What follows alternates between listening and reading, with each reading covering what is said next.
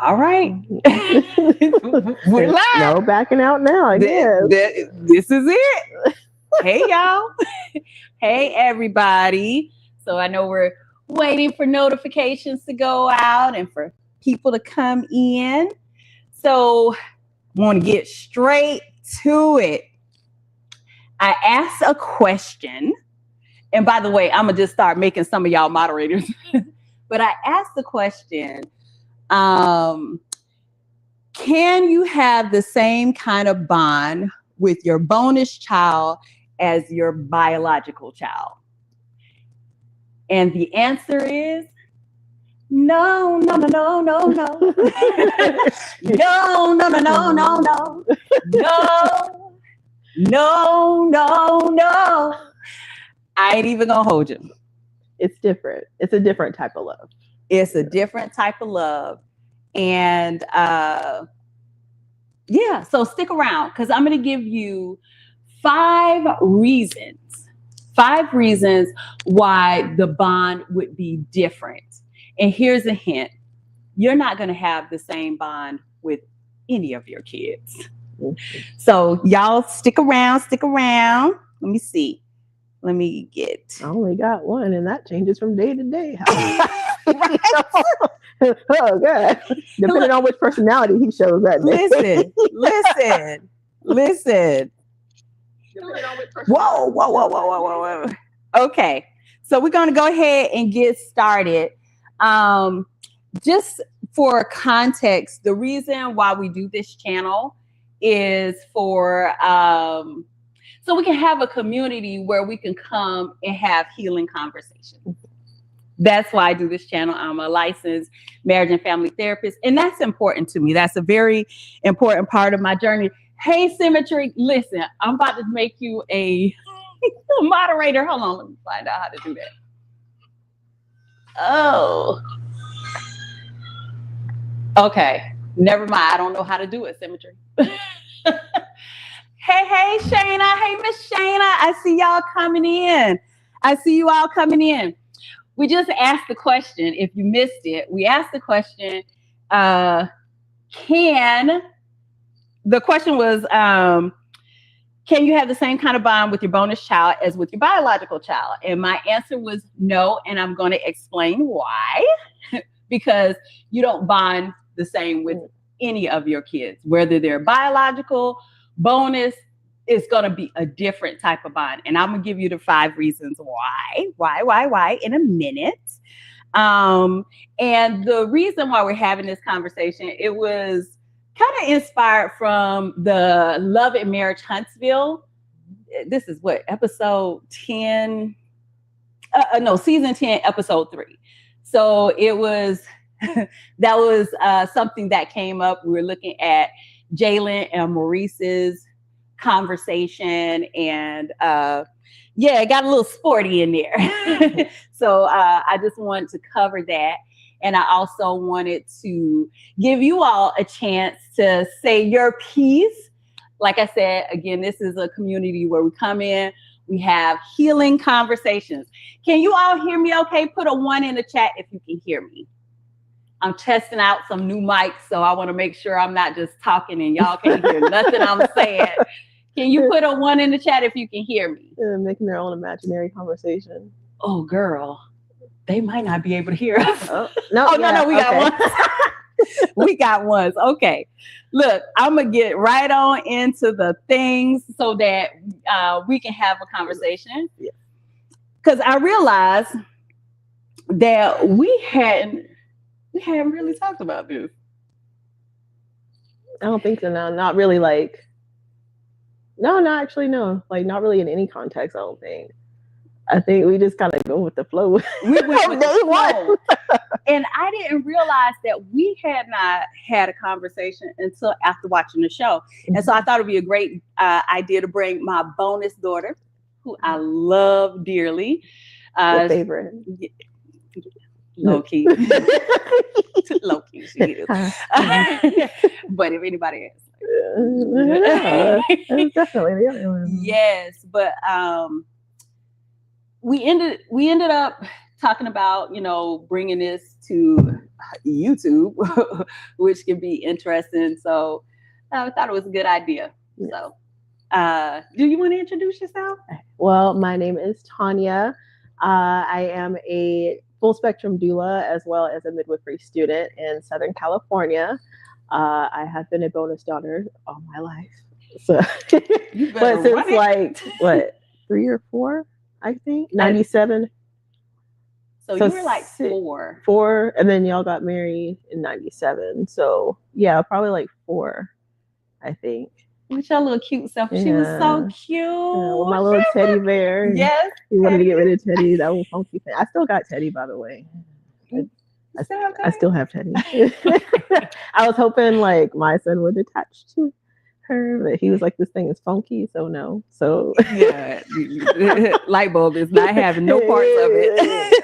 No, all right, so look, I'm not even gonna front like I can see all the way over there. I'm trying to see how I can make you all moderators. I'll figure that out next time. I'm just going to trust that everybody will come in here and join the conversation and be respectful. I know that I shared that I am a therapist, but I am not giving therapy here. This is not what I'm doing. We're just having a conversation. So let me get right on into it.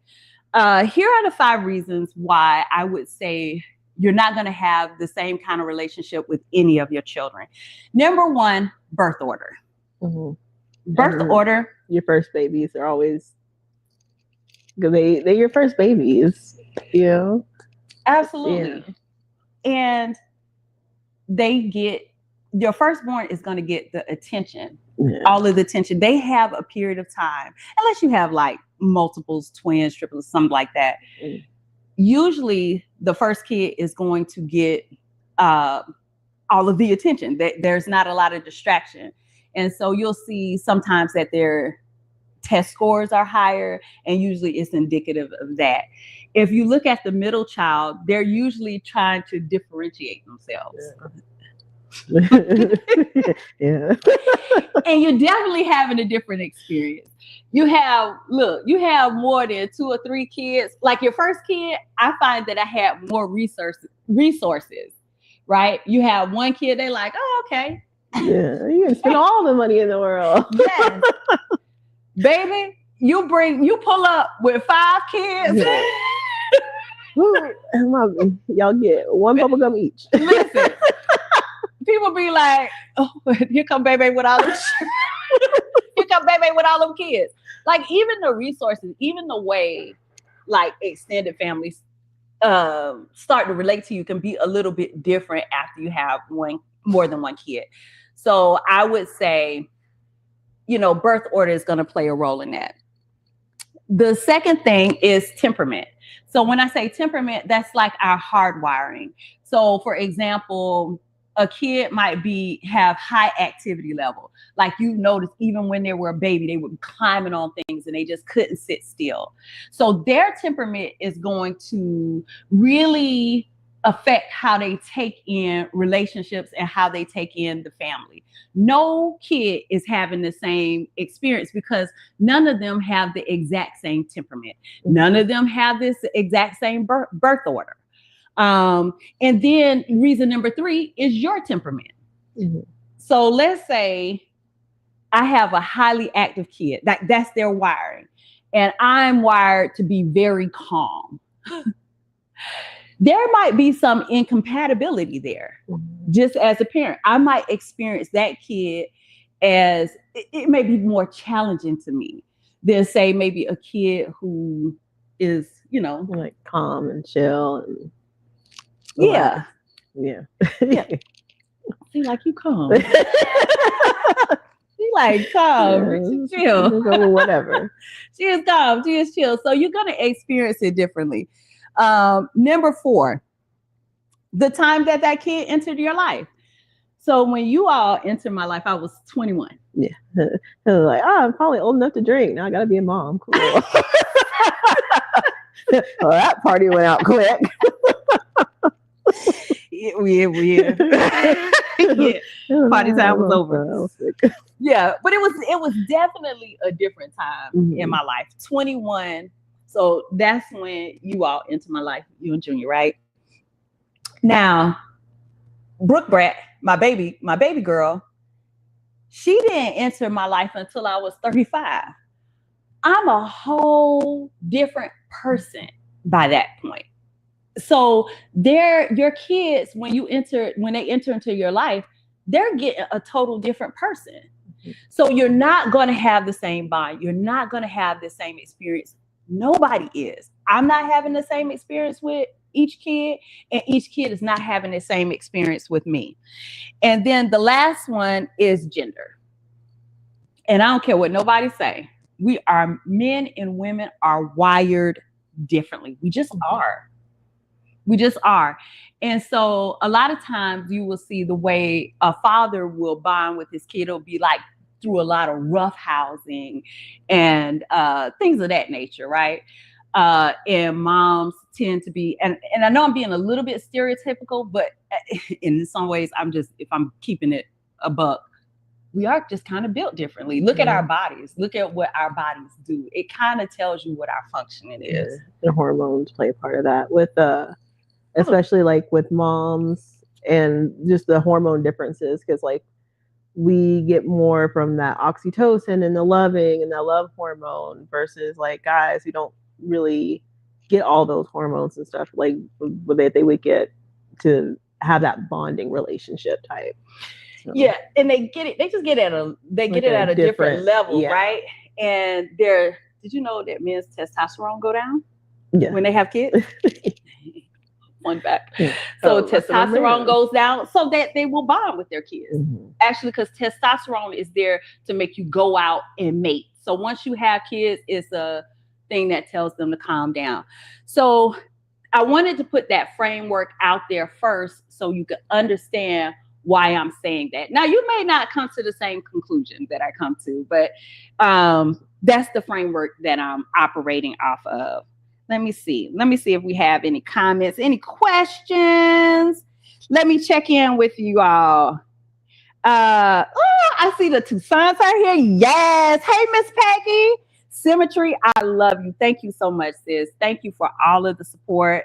BTS Planning. I know who you are. That's my little sister.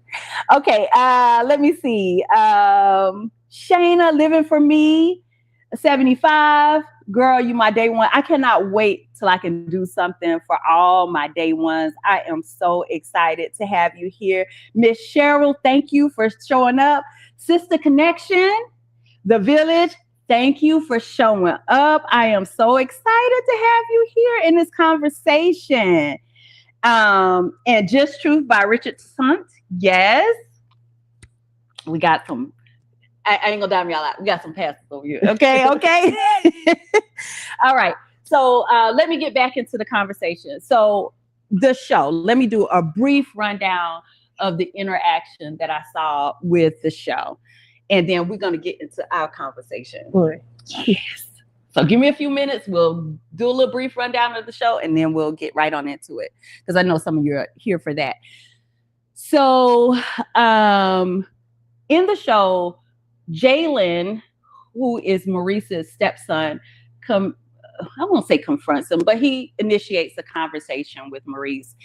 And he tells him that I need to start taking notes on the show, because I be trusting my memory, and that does not be working out for me real well. But he essentially says to him that he didn't think that they had like a father-son bond. And he also says that he thought that he was treated differently than his younger son. And I don't like calling him Monster. So Maurice Jr., right? And so there's an age gap between them. Jalen is older than Maurice. And there are some family dynamics, some nuances there. When I started watching the show, I remember that Maurice's younger son, how can I forget Maurice Jr. MJ. MJ. I'm just gonna call him MJ. So his son wasn't actually living with him. And so Jalen does this comparison where he says, I don't think we were treated the same. And I'm going to say that's true. And I want us to start taking the shame out of acknowledging that. I want you to feel free to acknowledge that guilt-free. Like it's not going to be the same. It's not going to be the same. And one of the reasons why it's not going to be the same, which was so ironic to me, is that Maurice's son, MJ, was really a visitor in the family at the time. He would visit during the summer, while Jalen, I think, had probably the more substantial relationship in that he lived there. And so I think that's something to take. If I were his therapist, I would be asking him, how does he think that impacted the dynamic? That's one of the things I would be asking. And I'm not going to get into all the nooks and crannies, quite frankly, because I don't remember all of it. But I'm not going to get into all of it, but I want to hit the highlights.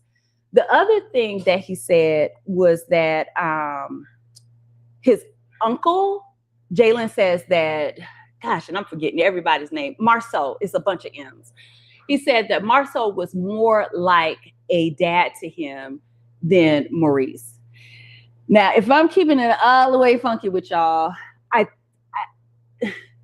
thought that was a little bit of a jab, or maybe not a fair comparison.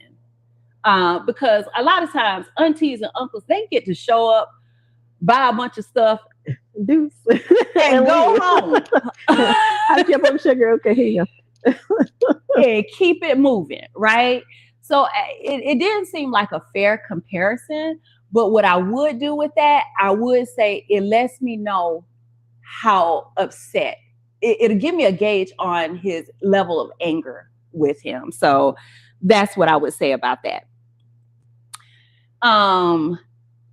And I'd also say it's not a helpful conversation to compare. Comparison usually leads to contempt. Mm-hmm.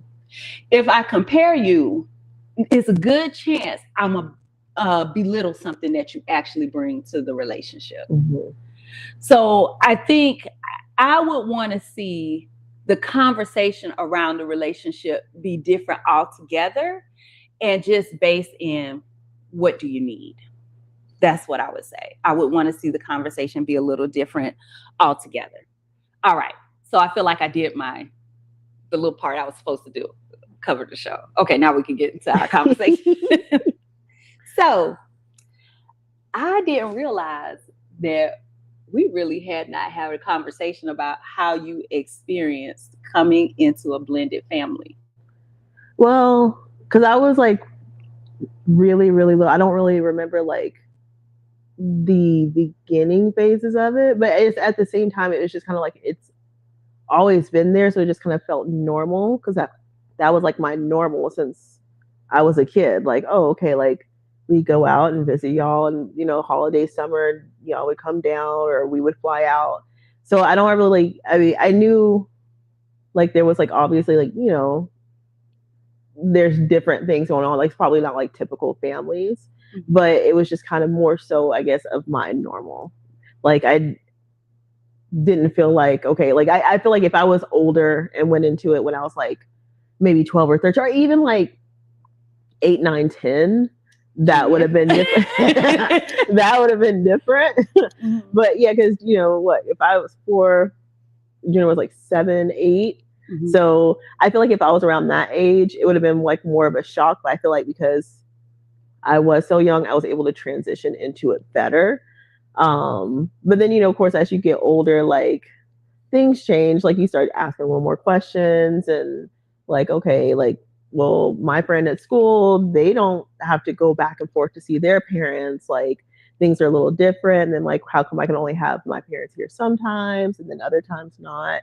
So it's a little bit of I think there was like different stages where it was like kind of different levels of understanding it. Yeah. So, what could we have done better to help as you got a little bit older? What could we have done better? I think just the communication part of it.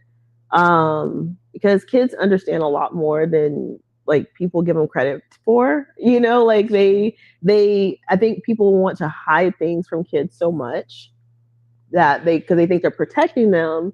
But in reality, it's like, okay, if you're not telling me something and I'm as a child, like I'm taking in everything around me, whether I understand it or not, I'm just going to come to my own conclusions. Mm-hmm. So like, instead of like explaining like, hey, like we're way across the country, so we may not be able to come down and see you as often as you would like. It's because of this and this. It's pricey to kind of have y'all come out.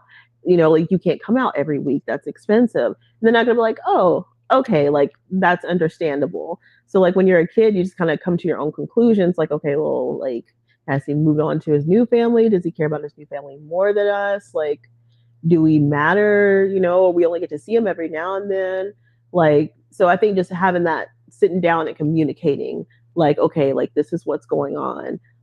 This is the reason why. Then that would have been a little bit easier as I got older. Like, I think once I got into the teenage years, it was like at that point I kind of understood more. But like kind of that younger, I'm gonna say maybe like 7 to 12-ish range, that communication would have been good. Yeah. And no lies detected. I mean, no lies told. To be honest with you, we did not have a plan. Yeah. I think we were just running off of, we were really naive. Winging it. For real, though. For real. Like, no, for real. We were definitely, for sure, winging it. And we didn't have that conversation. We didn't have that conversation with anybody. I didn't have the conversation with myself. Right? And it never even dawned on me. And this is the thing, like, child, I'm a whole therapist out in these streets. And it never dawned on me to have that conversation, to be honest with you. I just said, we just going and we feel so much like a family. At the time, it didn't seem like something that needed to be explained, and it did. Mm-hmm. It did. Yeah. So I definitely, for sure, take responsibility for that. I know we had introduced the conversation, and I tell you, I'm so trying not to cry right now. But we had this conversation, started introducing the conversation a couple of days ago. Mm-hmm. And I think the thing that impacted me the most is when you talked about what it was like when we didn't come to your games. Yeah. But I mean, like I was explaining, I understand it because it's when you're all the way across the country, like you can't go to every single Friday night game, like that's expensive. Like, I mean, and logical. I mean, even as a teenager, I knew that just wasn't logical. Like, it's just not logical to be able to do that. Like it's just it's not logical, not financially. And this is what she do. This is why, this is why I would say this is one of the easiest kids. But real talk, we could have done better. At the end of the day, I know you understand, but we honestly could have done better. Honestly, it just, I wish we would have done that. And that's why I think I try to prioritize now, making sure that I'm gonna be there for stuff that you have going on. I mean, you do, like, literally, like, because I know you don't like hearing about placentas and births, but you be stuff. Oh, that's interesting. Oh, that sounds like a really great birth. I have a weak stomach, but I will. We will absolutely sit and talk through all of that. Sit and talk through all of it. But yeah, I think my amends that I want to make is just being there for you now, the best way I can, and being there for Lightbulb. Being at all of his, being at all of his games. And so I don't want to, I'm glad that you understand. Mm. And at the same time, I want to make sure I take responsibility for it. I think the important, and I think a lot of times people, especially as kids, and this is what I'm always trying to teach light bulb, is that parents are humans. Mm-hmm. And I think as a kid, you just automatically assume your parent's supposed to know everything and do everything. And at the end of the day, you're just human. Like, y'all were really young. I mean, especially you were young. You were 21, 22, like all these are your 20s. And like at that point, you're still human. Like, so still trying to figure out life, because no one, even if you had a whole manual on how to be the world's best parent, kids are unpredictable. Life is unpredictable. Each situation is unpredictable. Mm-hmm. So you're not ever going to be able to just do everything perfectly. Mm-hmm. And so just having that mindset of like, okay, like you're human, like you're gonna have your emotions, you're gonna make mistakes, you're not gonna do everything perfectly, and just kind of humanizing our parents. And I think people just kind of need to start letting their kids know. Like I think one of the things is that a lot of times people they try not to show emotion in front of kids, or they try not to let their kids know like problems or whatever. I mean, I probably overshare with Lightbulb, but I don't hide nothing from him. Like whenever there's something going on, I sit down and talk with him, and I let him know. And then if I'm having issues, like, obviously like on a kid level, like, like I explain things to him so he knows like, hey, my mom is human. She's not perfect. And then he's able to humanize me. And I think that's something that we have to do with our parents, even when we're older. And I think that's why I kind of was able to kind of go through that process a lot easier when I was like in my teens, because I was able to like humanize y'all. Like, I know everybody is just human. And I think we need to do that with our, like, other people with their parents as well.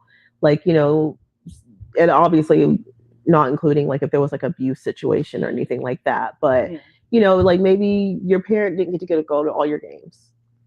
Humanize them. They could have been that they were working, 7 days a week, 12 hours a day. They're doing the best they can. Make sure you have a roof over your head. You just have to humanize. Like, we have to start humanizing our parents and realizing like they're literally living a human experience. They're just taking it a day at a time. But receive the apology. No, seriously, I want you to receive it. Yeah, I want you to receive it. I do think I did. I ain't even on the front. I could have done better. I should have made it. Yeah, should have not threw away my Harry Potter pajamas. That's why I'm not gonna let us live down these Harry Potter pajamas. That was your daddy. I would let him take. Your daddy threw away Harry Potter. We only got to wear them like 3 times. Baby, when I tell you they couldn't go trick or treating, none of that stuff. We were like, oh, it's witchcraft. It's the devil. Oh my God. But I didn't do that one. That was I'm gonna let him take full. I'm gonna throw him straight up under the bus. Let me see. But yeah, receive the apology. And I hate that I want to should all over myself. I just want to take accountability where accountability can be taken. And to tell you how bad the communication was in our family, our youngest son had found out. He was probably like 6, maybe. He was probably like 6 or 7. He started to conceptualize that they didn't have the same mom. So we would just come out during the summer, or sometimes like, Christmas, and we come out in the summer, spend the summer and leave, or sometimes we come out different holidays and leave. Where did they go? Yes. So we have had no conversation with anybody, none of the kids, right?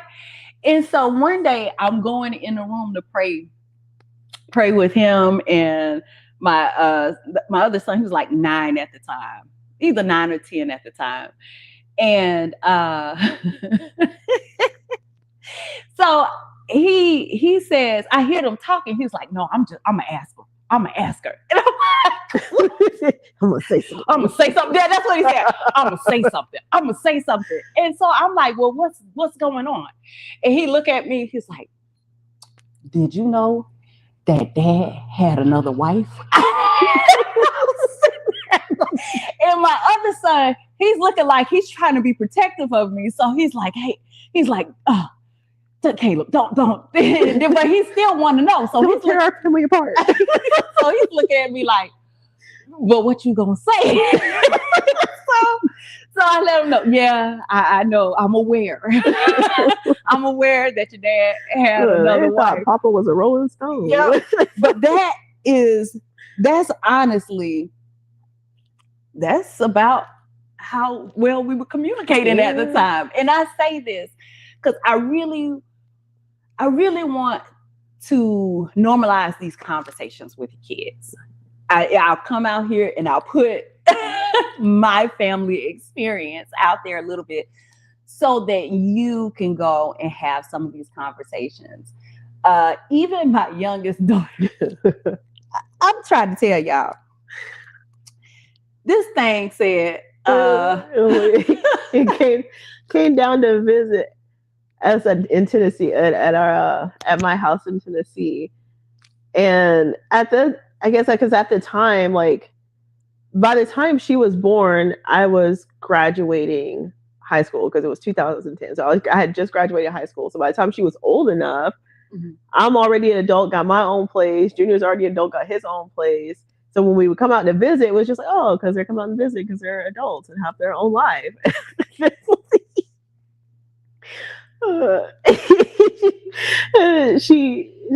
they all came over to my house to visit, my mom was there, and then V, she's all just, hi, be nice, thank you, talking, getting the truck. Who was that woman? No clue. We take her, she meets her biological mom, and she has no clue. She's like, who was that? And why is she calling her mom? So it's like, and as you can imagine, she's like, well, who else? Who else in the mama? Are you mama? Are you? I'm like, it's complicated. Yeah. So, yes, we definitely could have had more conversations about it. So, yes. Oh, Miss Peggy, thank you for stopping by. I know you got to get to your Bible study. Thank you for stopping by. Thank you all for being here. We wanted to share, like I said, I'm being a little bit more transparent about my journey, my family dynamics. I want to normalize. Honestly, nobody has it together. The Bible says that here without said, go ahead. You perfect. Go ahead. Throw them rocks. Start casting them. I don't think anybody can. Nobody can cast any stones. So here I am. Here I am out here, and I want to have these kind of conversations. This is where I want this channel to go. I want us to be a tribe that comes together and heal with humility. And being a therapist, I lovingly refer to myself as the therapist, the theologian, and the thug. Long story. I'll break it down one day. But I absolutely want us to build a community because that's where I think we heal. And I want to have more conversations. So you all feel free to let me know some of the things that you want me to cover. I know I've started this channel off covering a reality television show, Love Marriage Huntsville. But you'll probably start to see me wean a little bit off of that. So let me know. Let me know what subjects. You can drop down in the comment section. For those of you who are doing the replay, for those of you who are in the chat, feel free to drop down into the comment section and let me know some of the things you want to cover. I would love to go into more depth about the family dynamics that I mentioned, like temperaments. It is so important to know your kid's temperament, your temperament, so you can see where some of the maybe some of the tension in a relationship comes from, why some relationships may feel easier than others. And you don't have to shame yourself about that. You could just be honest with yourself about those types of things and adjust and allow yourself to know where some of the vulnerabilities are in your relationship, in your connections with your kids, and do some repair as needed. So sometimes we just don't have all of the pieces, have all the information, and I want to do more of that. So Symmetry said you want to do levels of friendship. Let me look at my phone because levels of friendship. All right, say less.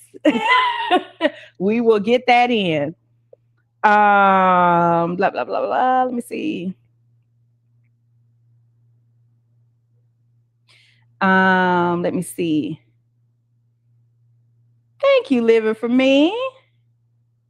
This is a good conversation. Thank you. I'm glad that you all enjoyed it. Marriage. Yes. One of my favorite subjects. And we're going to start telling the truth about this thing. We're going to start telling the truth about marriage. One of my favorite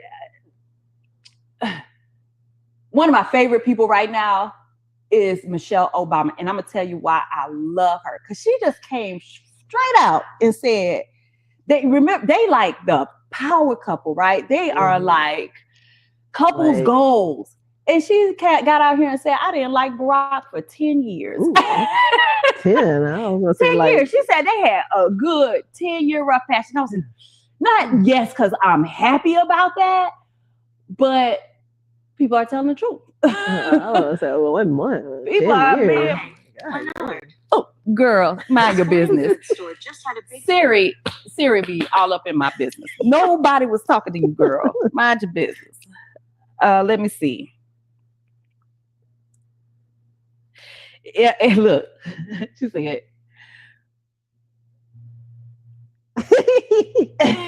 she can't be your favorite if she's ours. Look, child. Let me see. I'm trying to think, who can we unleash on here?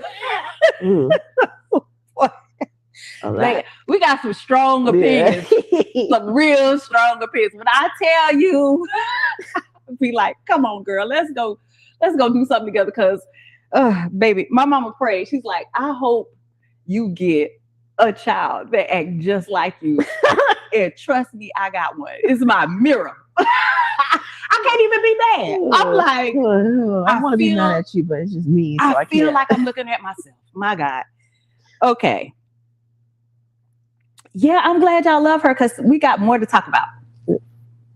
Look, we got so much more to talk about. So thank you for joining us in our first live. I'm trying to keep it a little brief, kind of short. Did y'all have any questions before we get out of here?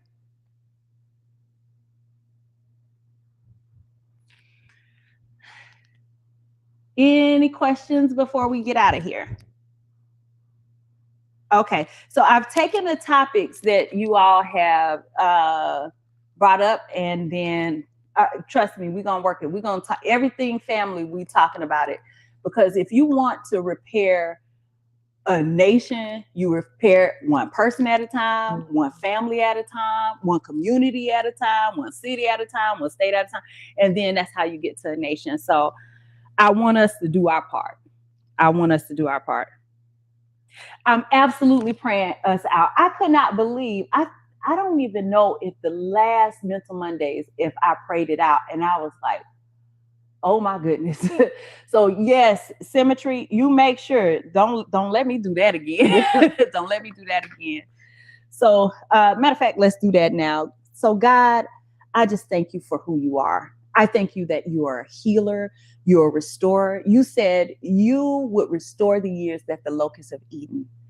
And I know we've all missed it. We all have moments that we wish we could go back and grab, but I thank you that you gave us today and that we can get it right today. And I thank you for your wisdom and that you give it so freely. All we got to do is ask. And so we ask you for wisdom, God, as we're building a stronger relationship with you, with ourselves, and with others, God. Give us your wisdom. Thank you. Thank you that you never leave us alone out here to battle by ourselves. I am so glad that you're that kind of father. You are involved. You are so involved. And I'm so glad that we have you as a model. And so thank you. Watch over us, keep us, protect us. God, I pray that you would just bless this tribe, give them joy, give them peace. God, give us a deeper understanding of you. In Jesus' name, amen. Amen. All right. First live. Down in the books. All right.